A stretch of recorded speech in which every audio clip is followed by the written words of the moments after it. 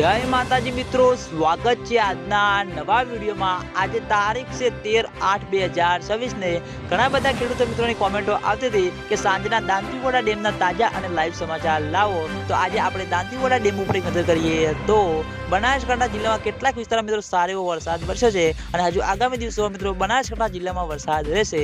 તેની સાથે આપણે હવે દાંતીવાડા ડેમ ઉપર એક નજર કરીએ તો હાલમાં દાંતીવાડા ડેમની સપાટી 570 ફૂટે છે અને દાંતીવાડા ડેમની ભયાનક સપાટી 604 ફૂટ છે।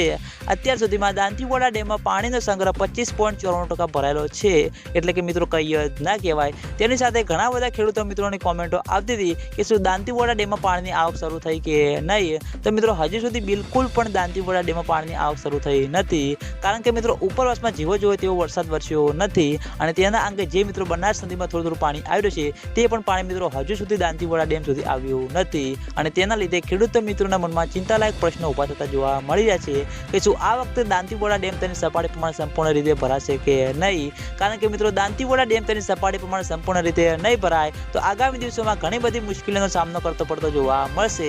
એટલે ખેડૂત મિત્રોની આશા છે કે જેમ બને તેમ ઝડપી દાંતીવાડા ડેમમાં પાણીની આવક શરૂ થાય અને દાંતીવાડા ડેમમાં પાણીની આવક શરૂ થશે તો સૌથી પહેલા તમને બધાને આ ચેનલ દ્વારા વિડીયો બનાવીને જાણ કરવામાં આવશે।